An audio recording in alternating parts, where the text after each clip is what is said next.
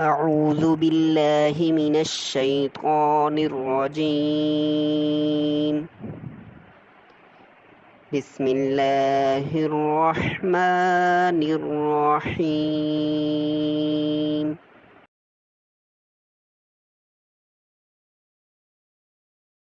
اگلا حرف ہمارے پاس ہے تو. زبان کی نوک کو سامنے والے اوپر کے دو دانتوں کی جڑ سے لگا کر اور زبان کے پچھلے حصے کو تالو کی طرف بلند کرتے ہوئے موٹی آواز میں پڑھیں. یعنی آئیے میرے ساتھ مشق کریں. تو تو. اگلا حرف ہمارے پاس ہے وہ. زبان کی نوک کو سامنے والے اوپر کے دو دانتوں کے اندرونی کناروں سے نرمی سے لگا کر اور زبان کے پچھلے حصے کو تالو کی طرف بلند کرتے ہوئے موٹی آواز میں پڑھیں. یعنی وہ. میرے ساتھ مشق کریں. وہ وہ. اگلا حرف ہمارے پاس ہے عین. زبان کی جڑ کو حلق کی طرف مضبوطی سے دباتے ہوئے باریک اور رگڑ کھاتی آواز میں پڑھیں. اس پر بہت زیادہ پریکٹس اور محنت کی ضرورت ہے. اکثر لوگ عین اور الف میں اور حمزہ میں فرق نہیں کرتے، تو عین کو بھی حمزہ کی طرح ہی پڑھ دیتے ہیں. تو اس پر ذرا محنت کی ضرورت ہے اور اس کے تلفظ کو خوب اچھی طرح سمجھ لیں. آئیے میرے ساتھ مشق کریں. عین. حلق سے آواز نکالیں. عین.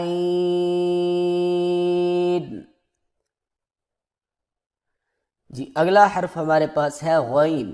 زبان کی جڑ کو تالو کی طرف بلند کرتے ہوئے موٹی آواز میں پڑھیں. یعنی غین. اکثر لوگ اس میں غلطی کرتے ہیں اور پڑھتے ہیں گئین. گئین غلط ہے، یہ ہے غین. کافی اس کو موٹا کر کے پڑھنا ہے، بولڈ کر کے ہیوی ساؤنڈ کے ساتھ. غین.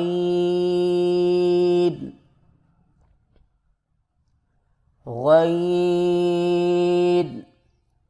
اگلا حرف ہمارے پاس ہے فا. سامنے والے اوپر کے دو دانتوں کے سروں کو نچلے ہونٹ کے گیلے حصے پر لگا کر باریک آواز میں پڑھیں. یہ حروف شفوی ہیں، یہ حروف شفوی میں ہے اور یہ ہونٹوں سے ادا ہوتا ہے. یعنی میرے ساتھ مشق کریں. فا فا. اگلا حرف ہے ہمارے پاس قاف. زبان کی جڑ کو منہ کے اندر جو کوا ہوتا ہے اس کے اوپر جو متصل تالو ہوتا ہے ساتھ، وہاں پر لگا کر موٹی آواز میں پڑھنا ہے. یعنی قاف قاف قاف. اگلا حرف ہے ہمارے پاس کاف. زبان کی جڑ کو کوے کے قریب تالو پر لگا کر باریک آواز میں پڑھیں. یعنی کاف کاف. اگلا حرف ہے ہمارے پاس لام.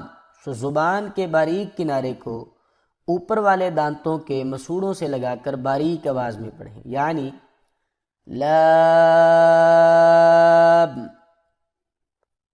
لام.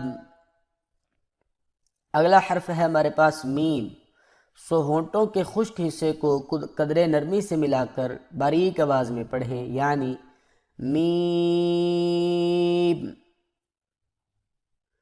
میم. نون. نون کی ادائیگی میں زبان کے باریک کنارے کو اوپر والے دانتوں کے مسوڑوں سے لگا کر ہونٹوں کو چونچ کی مانند گول کرتے ہوئے باریک آواز میں پڑھیں. یعنی نون نون. واو. ہونٹوں کو گول کرتے ہوئے اوپر کی جانب کھول کر درمیانی سی مد کریں اور پھر سے ہونٹوں کو چونچ کی مانند گول کرتے ہوئے باریک آواز میں پڑھیں. یعنی واو واو. اگلا حرف ہے ہمارے پاس ہا. سو زبان کی جڑ کو حلق کی طرف دبائے بغیر باریک اور بغیر رگڑ کھاتی سانس میں پڑھیں، یعنی ہا ہا ہا. اگلا حرف ہے ہمارے پاس حمزہ. سو حمزہ کی ادائیگی میں ہا کو بغیر کھینچے میم کے ساتھ ملائیں اور میم میں آواز کو لمبا نہ کریں، یعنی حمزہ حمزہ حمزہ. اگلا حرف ہمارے پاس ہے یا اور پھر آگے یا. ان دونوں کو پڑھنے کا ایک ہی طریقہ ہے. سو یا کی ادائیگی میں زبان کے درمیان کو تالو کی طرف بلند کرتے ہوئے باریک آواز میں پڑھیں، یعنی یا یا یا.